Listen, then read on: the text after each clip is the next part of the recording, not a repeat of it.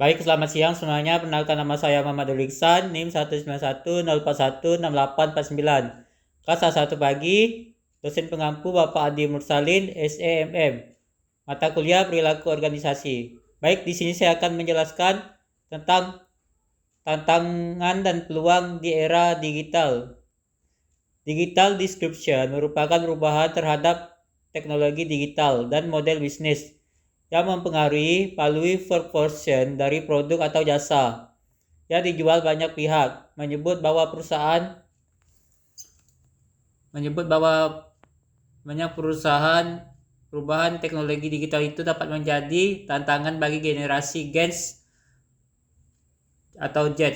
In summary, yang pertama, disrupsi. Disrupsi adalah proses panjang dan kait mengait satu sama lain. Yang kedua, menimbulkan perubahan kehidupan. Yang ketiga, teknologi baru selalu memudahkan dan memurahkan. Yang keempat, menciptakan pasar baru atau new market from the bottom of the pyramid. Disrupsi melahirkan pasar baru dan pelaku usaha baru. Yang pertama, simpler atau lebih simpel. Yang kedua, cheaper atau lebih murah. Yang ketiga, more escapable atau lebih terjangkau. Yang keempat, faster atau lebih cepat. Dan perubahan bagi kehidupan. Yang pertama, berdemokrasi. Yang kedua, narasi. Yang ketiga, bersosial. Yang keempat, berdonasi. Yang kelima, berkebangsaan. Yang keenam, berilmu. Yang ketujuh, bekerja. Yang kedelapan, berlibur. Dalam situasi COVID seperti ini sangat menguntungkan di mana adanya teknologi digital.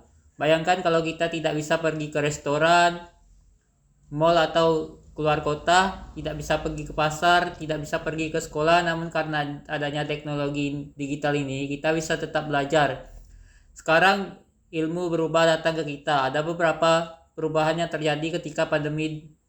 Ada dua perubahan. Yang pertama, pandemi menggeser prioritas konsumen. Yang kedua, kesehatan, home, digital, Matrix atau donat ekonomi dan ledakan 10 ekonomi serta kehidupan. Contoh, sekarang kita harus membeli masker, membeli vitamin, hand sanitizer, dan lain-lain. Oleh karena itu, prioritas pelanggan saat ini lebih di dalam rumah. Semua aktivitas berada di dalam rumah. 10 ledakan ekonomi dan kehidupan. Yang pertama, ledakan kreativitas. Yang kedua, ledakan home atau sweet home. Yang ketiga, ledakan wisata atau luar ruang. Yang keempat, ledakan konten. Yang kelima, ledakan kolaborasi. Yang ketujuh, ledakan artificial. Yang kedelapan, ledakan acceler. Yang kesembilan, ledakan non-degree. Yang kesepuluh, ledakan offense cache. Ledakan lainnya yaitu yang pertama, investor baru. Yang kedua, Great Resignation. Yang ketiga, ledakan lainnya. Saat ini kita berada dalam 3 zona waktu. Yang pertama, 3 zona waktu yang terbelah dua. Yang kedua, membentuk 2 narasi yang berbeda, hari esok atau kemarin. Yang ketiga, kedua narasi bukan sekadar narasi, melainkan dibentuk struktur, teknologi, proses model, bisnis, dan people yang berbeda. Ada 3 zona waktu. Ada masa lalu, hari ini, dan besok. Yang pertama, the past. Yang kedua, the future. Yang ketiga, the present. Banyak yang kita pelajari. Salah satunya adalah yesterday is today, tomorrow is today, start of tomorrow. Apa yang kita harus lakukan? Yang pertama, putuskan di mana Anda berada. Yang kedua, mindset seperti apa yang Anda di organisasi Anda. Yang ketiga, yang penting sebenarnya to stay relevant. 10 keterampilan pemimpin di era digital. Yang pertama, keluar dari perangkap masa lalu. Yang kedua, customer obsessed. Yang ketiga, creating new stories. Yang keempat, exploration.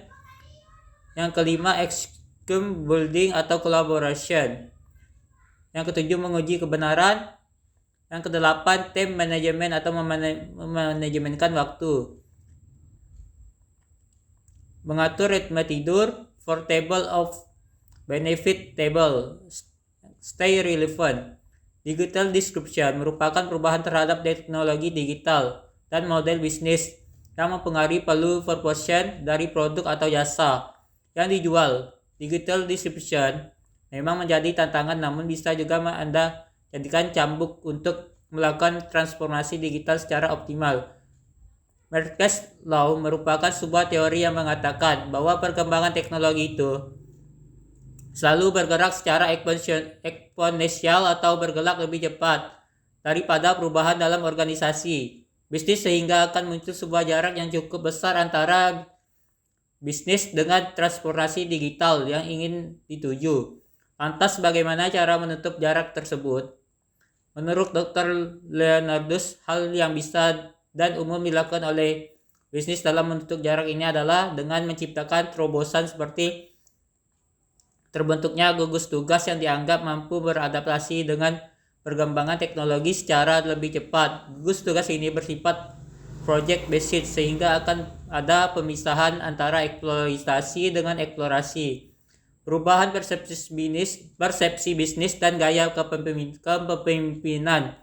Bila semua bisnis berjalan dengan persepsi inside out, di mana produk atau jasa yang dipasarkan harus laku, sementara kini persepsi bisnis berubah menjadi outside it, bisnis harus melihat kebutuhan dan demands dari konsumen, barulah bisnis bisa mulai memproduksi produk atau jasa tersebut. Lingkungan perusahaan harus dirombak. Selain persepsi bisnis dan gaya kepemimpinan, lingkungan perusahaan juga harus dimodifikasi agar dapat menjadi tempat yang nyaman untuk memunculkan inovasi-inovasi baru dalam lingkungan kerja yang baik.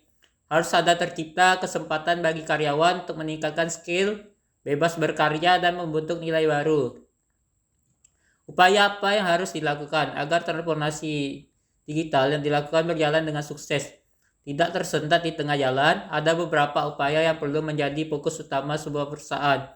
Para petinggi perusahaan harus memiliki pemikiran serta rencana short term dan long term agar performa bisnis bisa tetap terjaga, bahkan meningkat selama transformasi digital. Cara mengakselerasi transformasi digital. Dr. Leonardus memberi contoh kasus akselerasi transformasi digital yang dilakukan oleh PT Telkomsel. Dalam proses ini ada 3 pilar utama transformasi digital. Pertama adalah kompetisi utama dari PT Telkomsel, yakni digital connectivity. Digital connectivity mencakup jaringan 2G, 5G yang akan menyokong pilar kedua, digital platform. Untuk digital platform, PT Telkomsel secara intens bekerja sama dengan perusahaan lain sekaligus memperkuat kompetisi utama. PT Telkomsel contohnya seperti Personalized Engines, DGS, serta platform untuk analisis big data, Link Aja, AI, dan RPA. Tujuannya adalah untuk memanfaatkan kompetisi utama PT Telkomsel demi meraih pasar yang lebih luas. Ketiga adalah digital service yang dibedakan menjadi 2 kategori, yakni menguntungkan bagi sisi enterprise dan bagi sisi konsumen. Dengan begitu, konsumen pun bisa menikmati lebih banyak layanan dari PT Telkomsel. Untuk bisa mengembangkan digital service, PT Telkomsel pun turut bermitra dengan perusahaan OTT yang ada supaya layanan yang dihadirkan pun terjamin kualitasnya. Baiklah, sekian ikut ringkasan dari saya. Atas kesalahannya mohon dimaafkan. Terima kasih.